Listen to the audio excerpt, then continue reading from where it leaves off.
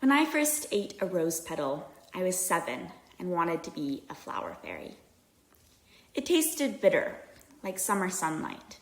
Summer, sunlight, bitter, a flower resting on the ocean of my tongue.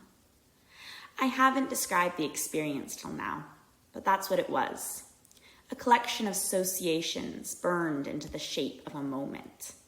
I had begun to compose poetry. Ever since putting that petal in my mouth, I've been a curator. Not a collector, a curator. I could care less about stones, stuffed animals, and stamps, but I treasure the feeling of cracking open a geode or watching a fawn prance across the lawn in the dewy hours of morning, or holding a ladder damp with the essence of faraway places. I've always maintained that perception, in and of itself, is an art form. One I aspire to practice with care and discernment. Moments can be composed like photographs, minutes like songs. I highlight portions of reality and save them for later, juxtaposing them against my emotional interior.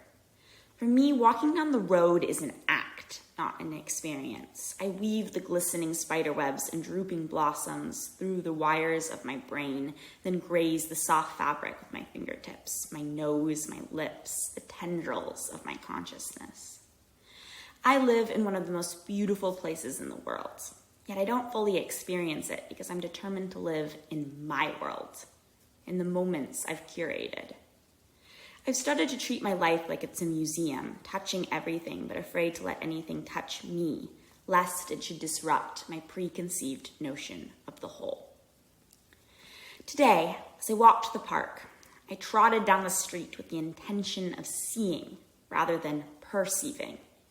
But it was like trying to force thoughts from my brain while attempting to meditate, frustrating and counterproductive. I even ended up composing parts of this essay in my head. When I got to Chitsamoka Park, I surrendered my efforts, cracking open the poetry book I had brought with me. So What? By Taha Muhammad Ali. After about 40 pages, I emerged out of an arid Palestinian landscape.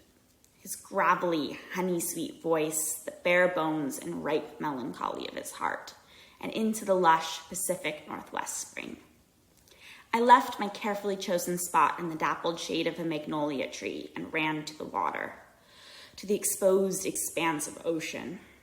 I truly saw the blue, rough and wild and utterly indescribable in its individuality and its wholeness.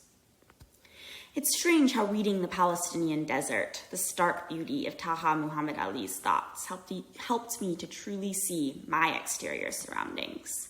Experiencing another's intimacies allowed me to escape my own.